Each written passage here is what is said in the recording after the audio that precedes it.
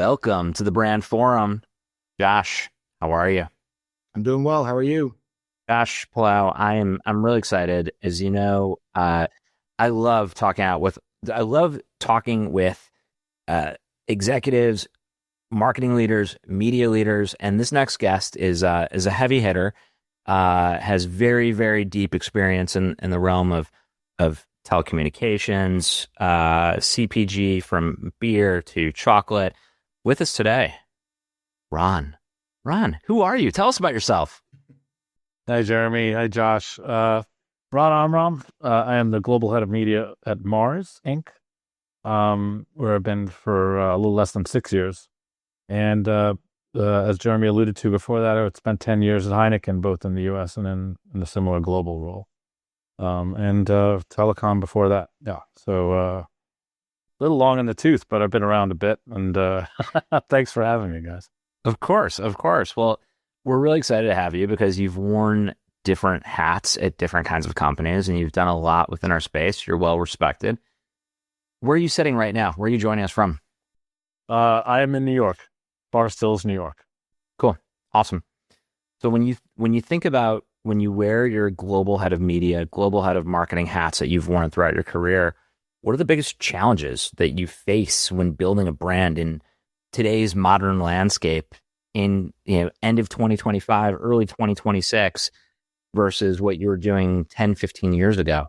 I think it's just complexity, to be honest. I mean, the truth is our job is to understand consumers and where they consume and what they like to consume. And how they're doing it today is more complicated and more complex and more fragmented. So that complexity and the pivot towards not just digital. It's not digital anymore, but complex platforms that have not connected data, non-connected measurement, creates big challenges for us, right? But what creates significant opportunity too.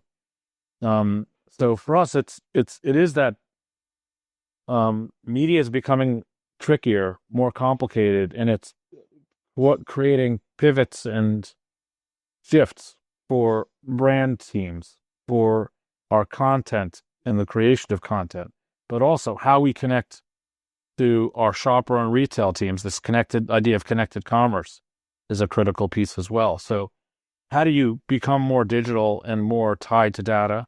How do you pivot that into creating audiences and more curated experiences in terms of where your ads are and who sees what? And then how do you bring that together so that you have no dead ends and you're bringing it down the impact at the point of purchase? I think you have greater opportunity today to tie all that together and be more effective than before, but it's much more complicated. And if you're not built for it, you fail. It's much more complicated. You'd mentioned a lot of pivots taking place, a lot of different stakeholders. When you are across portfolio of many, many different brands and many, many different audiences, what do you do to streamline the messaging? And then when you think about all those different audiences and the ways to reach them in these dispersed ways, it's a different kind of challenge than it was years ago. Maybe walk us through an example or a particular time when you've done this with a brand that you're proud of. Yeah. So at Heineken, we actually did it quite well because they always, they were a beer company. They approached everything as a beer company, and they attack the category, right? And they attacked consumption behavior. They don't approach it at a brand level and build up. They approach it, at a category level and consumers and how they interact with the category. How do we recruit them in? What price point do they need to be at? And then they apply the brands and they apply the budgets and the growth. And that's a strategic way to approach it. I think for Mars, it is quite similar at a very high level, but then there's a break and they go bottom up, right? But how do you, if you really want to do it effectively in a digital world, you start with the category, you look at different consumption behavior, where your brands sit, how are you driving penetration and growth, how are you recruiting into your brand, right? And that is, in my view, the proper kind of scientific, maybe military approach to tackling brand building in a digital world, is going at an audience level how are you doing at a category level, right? And how do you kind of place your brands for the biggest opportunity to win and grow? And that's how you have to, especially if you have a big complex portfolio like we do, like we're the Mars and the gum category in some countries we're half the category. How do you play that out? How do you invest to win? And how do you bet on, the right brand against the right audience is a critical mix, especially when the category that, was in decline during COVID. How do you recruit people back in and give them reasons to, fresh breath, healthy, dental care, all these things kind of fall into, education and recruitment, right? So you have to kind of, if you approach it at a strategic level, in my view, you start top down. Where's the consumer and where they sit with the category? Education, recruitment, the military analogy that you made, that says something about the militant, respectfully saying this, the militant and component of science that goes into what you're building, how you're reaching the right audiences, the way that these audiences engage with your brands, the way that they consume these brands. Do you have what are some of your favorite brands, just both as a consumer and as a professional? Oh, it's so funny because for me, it's a bit different. Like, as a media person, I kind of love the simplicity and the brands that have a higher level connection to consumers. And this brings me to Nike quite often. Like, there are examples where Nike built a campaign off of what would be a one picture in one sentence, right? And the ability to communicate with simplicity and drive an emotional shift with a consumer is undeniably powerful, right? And you don't have to do a 30-second spot. If you can do it in a split second, then of course you can do it in 30 seconds, right? And this is where, the Just Do It campaigns that they have had, and they don't shy away from, from tense or, train wreck. You look at tons of examples where things have gone awry with some of their sponsored athletes, and they face it head on, and that they bring it down to, what really matters at the end, which is, what motivates people to stay active and be healthy, and how Nike can help deliver and make it easier, more fun, and more effective for the consumers in a sentence, in a moment, in a phrase, in an image, right? And that's useful. And then the other one that I kind of always gravitate to, because I worked in the wireless category for so long, nobody likes wireless categories, right? The wireless providers, they like the phones, right? Because the features, but the only thing you remember is when your phone doesn't work, and then you blame it on the carrier, right? And insurance is no different, right? But the insurance category, you can argue, every one of the insurance companies in the U.S. has great campaigns, great, right? And I don't know how they do it, but they keep it fun, they keep it simple. They don't get into the weeds very much, but it's a high level, whether it's Geico, whether it's Prudential, whether, each one of these they've done a very fantastic way of keeping what is a very not fun category extremely light and fun, and make their advertising pretty charismatic, I think. And that's not an easy task, right? And it's taken a lot of work and a lot of hard effort and a lot of money, but they've done it. And that's, I love that you just brought up insurance companies, the whole FSI vertical, because it's a dry business. A lot of it is dry. It's not as sexy as some other components. It's not beer or chocolate. Bingo. It's not beer or chocolate. You don't get the same dopamine effect. No. You don't high five people and exchange, the wonderful tastes and associations that come with it. But yeah, the insurance vertical, whether you're talking about Flow for Progressive, if you're talking about Mayhem for Allstate, if you're talking about the Geico Lizard, like there's something to be said. And my kids are 13 and 10, and they go and they know that the jingles that the three of us grew up with, the very jingles, and they now use the jingles for different insurance companies. Jake from State Farm, which I think is fascinating from generational, delta that takes place, the simplicity that can really honestly, you just brought up one that's an important one too, that is audio signature. Like, we don't talk about that enough, and like some of the best campaigns I've ever worked on have amazing audio signatures. I don't know what the ability to kind of burn, and we grew up around jingles and stuff like that. So we come from a time where the audio signature of a brand can make a campaign last for a decade, right? And that's super powerful.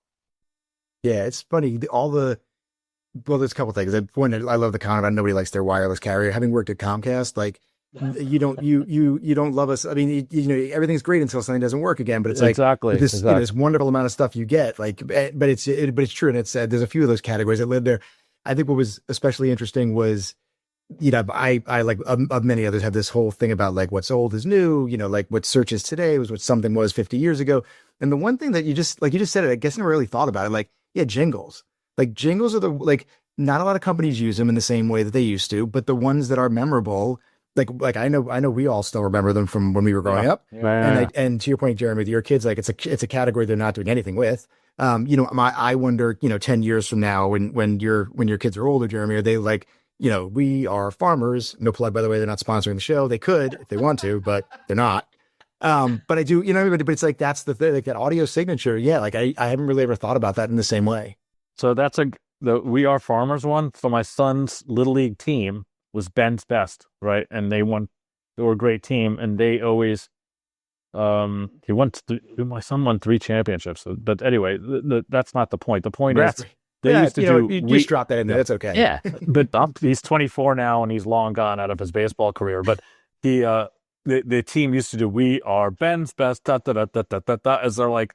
Whenever they scored, they would do then I'm like, is that the State Farm commercial? Like, yeah, it's from State. So they don't even know, but the jingle sticks, right? And that's that's great. Works. Yeah, it's proven. This week on Dishing with Divas, we have a guest that knows a thing or two about serving the right content to the right audience. Kyle Vitasolo, founder and CEO of Elcano, a company redefining how curation drives smarter media strategies. Kyle, in a world where everyone's chasing scale and automation, curation can sound almost old-fashioned. Why do you think curated media is actually the smarter, more modern strategy for brands right now? It's a great question, Sam. As you mentioned, right, I think curation has been around for quite some time. The way that suppliers have been thinking about it to try to streamline specific inventory for buyers. What I think is really new and modernized today is the different approach for that, right? And taking more of a buy side perspective and performance perspective so that what you're doing is actually aiming to refine the inventory you're going to be purchasing prior to even purchasing it. And then while purchasing it, continuing that refinement in order to achieve goals, right? And I think it's really more so about performance today than it ever has been. And this curation technology allows for that in a much more streamlined fashion than ever before. In an industry obsessed with automation and scale, Kyle's out here reminding us that sometimes the secret ingredient isn't more data, it's better selection. So one thing that's always interesting to me, so I'm a big partner person. I do always differentiate partners and vendors. You've done a lot of work with partnerships. How do you bring your partners into the planning process? Is it further downstream, further upstream? Like what's your sort of like move when you bring these folks in? I think so. Mars happens to be very good at this part.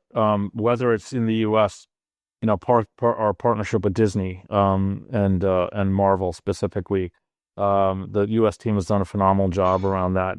On the global level, bringing in the digital platforms and actually briefing them on our objectives and campaigns for the year. We think we're widely considered having a great program with our and we literally coming. I think we just did this last week. We in Chicago, we bring in all the digital platforms together in the same room, give them our objectives for the year, how we're doing, how what our priorities are for JVP programs.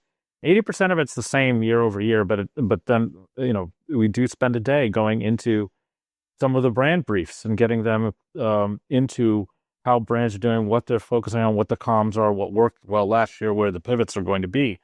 And that has, for the platforms that do this well, they internalize it, they debrief their own teams literally days or a week afterwards, and they come back to us with ideas, right? So you given, and it's a big debate, right? How much do we share with these people? The agencies sometimes are uncomfortable about it because it takes the ideation away from them a bit. But so it is a level of trust, but it has worked, right? And I think you do want to bring them in earlier and a bit higher and kind of open the kimono a bit. And sometimes it plays out into some brilliant stuff that we probably would not have gotten, or they would have given to someone else, but it comes to us. So, yeah, so I do think that, and it's an uncomfortable thing sometimes, like, because, working and bringing, Google closer is not something you always want to do, because you don't want to be beholden to what quote unquote walled garden. But I think that ship has sailed. You just have to, like, these are partners now, and you have to lean into it. Yeah, I mean, there's a whole. It's the point that you made just now.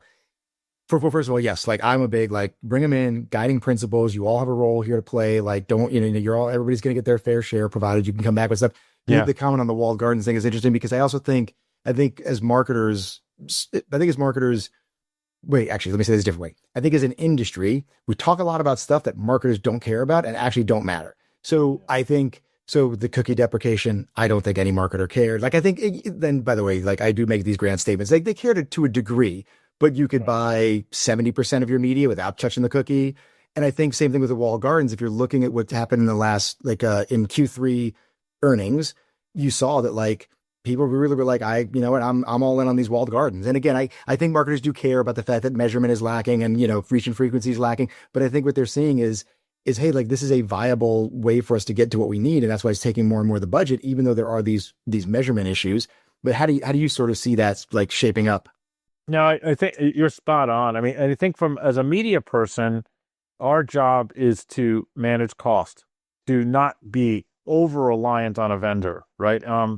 And there's a kind of a procurement commercial responsibility that we have as one of our hats, right? But at the end of the day, our job is to get our brands in front of consumers in the best way possible, that are seamless and connected to the content that are there to consume. They not be intrusive and not, interrupt what is their personal media consumption. And we're going to pick the best platforms to do that. And if YouTube is where they're going, it's not smart for us to ignore that, right? At the end of the day, the connection to the consumer is what we're after. So if YouTube turns into the next MySpace, then we have a different problem on our hands. It's your point. Like, I can walk away from that walled garden, but until that happens, YouTube is YouTube, right? And they're not MySpace. So, I think at the end of the day, why do we pay so much for the Super Bowl? You could call it a walled garden, you could call it whatever you want, but they have a lot of, 200 million Americans watching at the same time, leaned in and paying attention to the advertising. Okay, highest CPM in the world. There you go. So, it is what it is. But the puppy bowl, Ron, the puppy bowl. Don't ever forget the puppy bowl. So what trends or technologies do you think will shape the future of brand building and the future of media? What are you excited about right now? What am I excited or scared about? Because it's both of those excitement, things, right? Excitement and fear and anxiety are all in the same realm of emotion. Yeah, I mean, I think, last few years, retail media networks is something that everyone had to have a strategy around, an approach on, and we're now starting to see what the promise is there, right? Applying that data as the data gets backed up against other data sets, and more importantly, platforms that you can activate it on, like DSPs and things like that. Then all of a sudden you can, whether it's kind of pre-bid targeting or measurement, or it's useful, it's powerful, it's unlocking audiences and making your campaigns more effective. So now, okay, that's becoming a tech that we're just kind of tapping into and we'll drive harder on. The other one is, with AI, we've beaten to death as well, but now we're talking about there's new acronyms coming out like GEOs, because it's changing. These tools are changing behavior on how, how people surf, scan. I was at an industry event and they're talking about how, agents are changing how people plan their vacations. Right? Where should I take my wife? We've been to these places. We haven't been here. We've been thinking about this. Where should I go? How do I plan it? What should we be doing? Where should we stay? All of this is going into a search engine.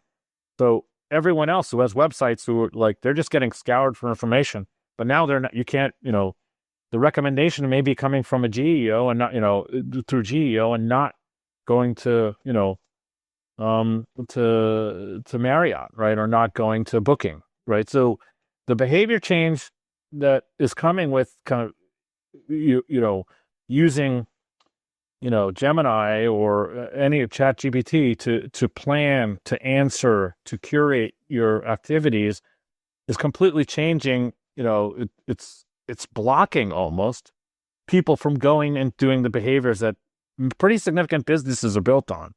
And for us, even as a CPG company, this could affect us, right? So, from a pet food perspective for sure, but also for snacking, and it's an opportunity.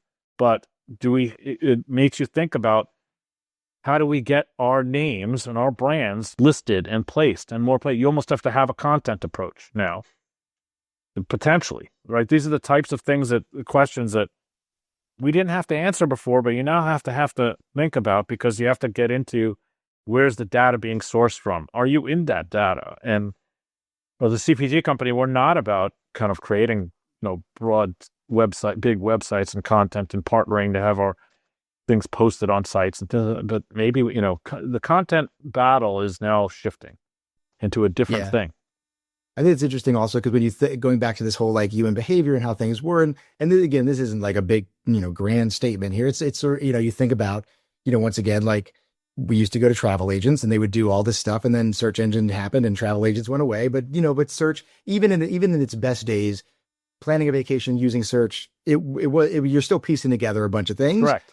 But a lot of work. It was a lot of work. Yes. Yeah. But now we're at a point where it's like, I want to go here. And like you said, it lists it all out. It's quite wonderful. But like you said, and terrifying. I do think it's going to be interesting to see how brands are thinking through that. I think brands that have a product to sell have a much different problem to solve than publishers. I think they're struggling with, how do we do this, given their monetization piece. But that's so okay. So based on that, so we're doing this part of the series. It's brand new, by the way. So we've only done it once before.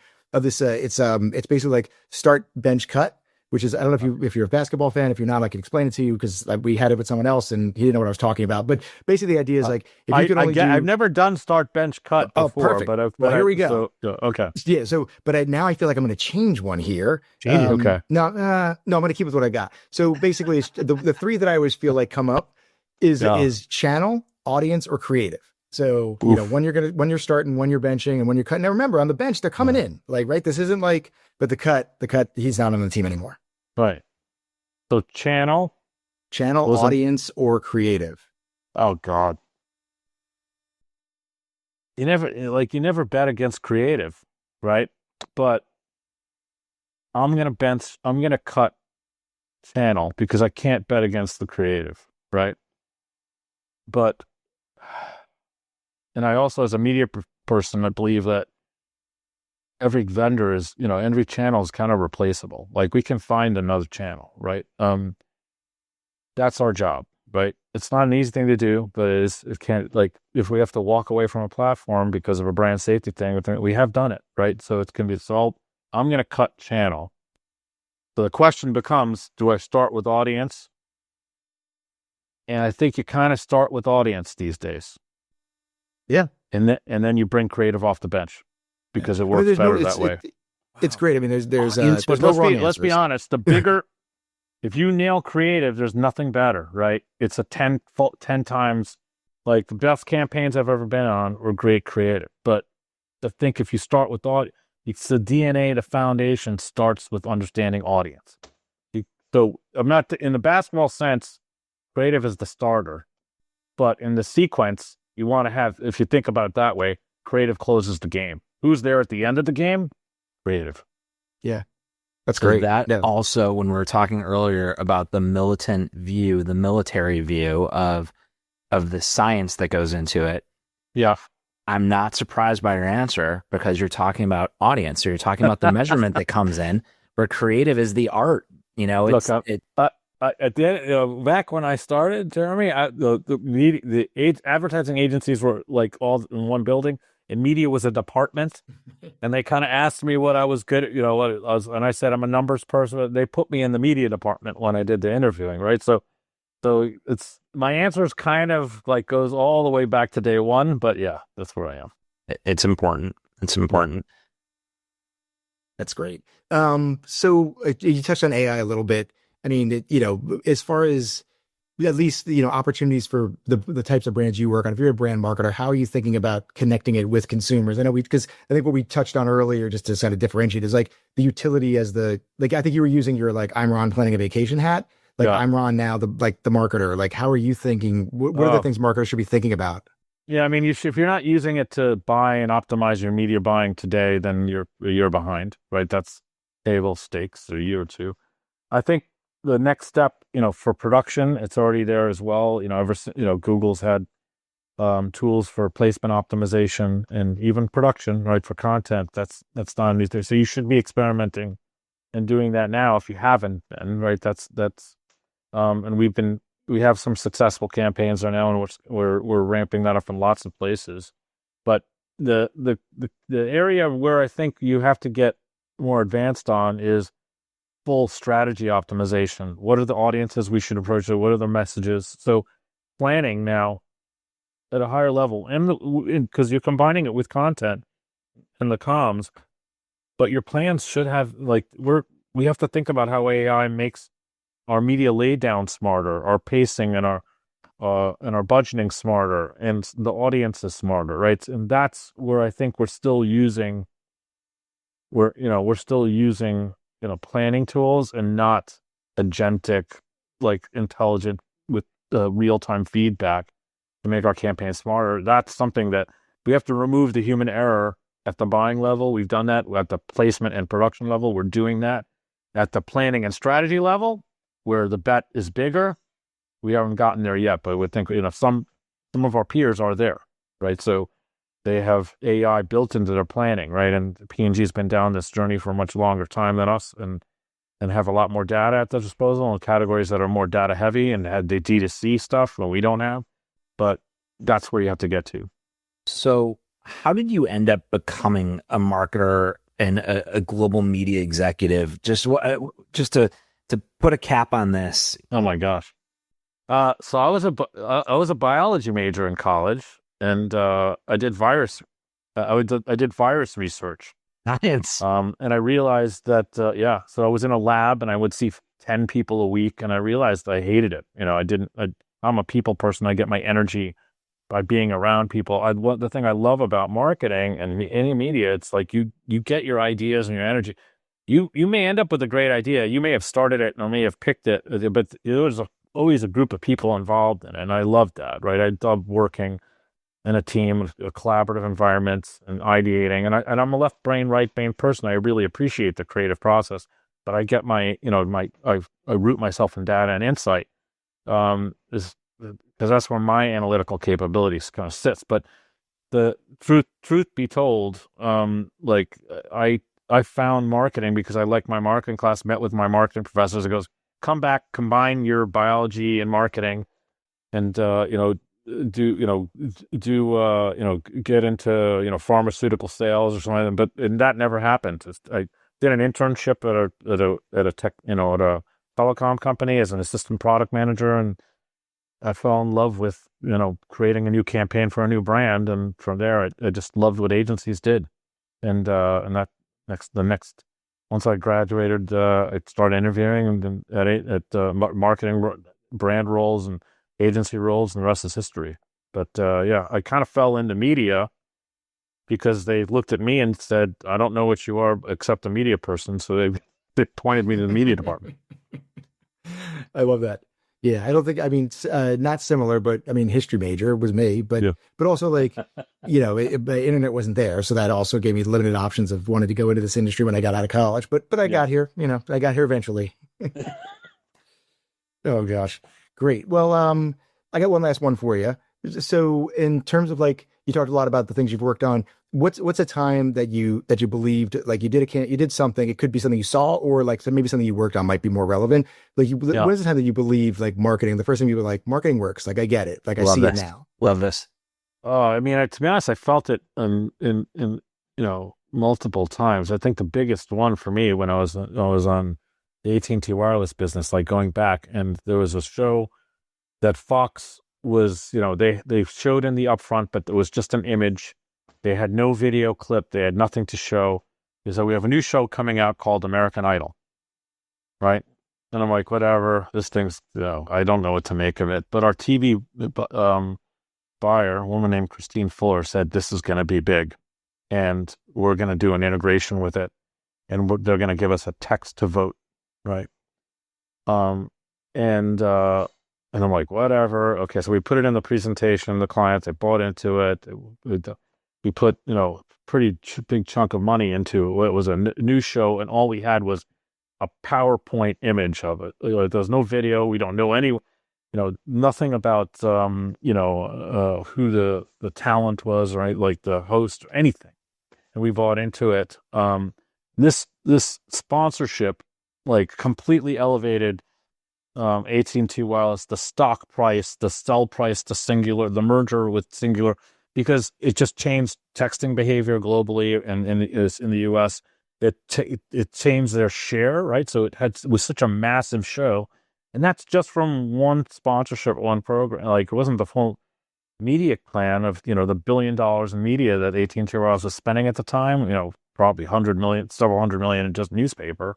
But one show changed the stock price of a company, right? And that's when you're like, wow, we can do, like, creative can do that. I've seen that with like dozens of brands like Dos Equis and things like that worked on. But media can do it too, and sponsorship especially. But the right placement that is connected to the brand, it's connected to application use of benefit to the consumer, that changes things.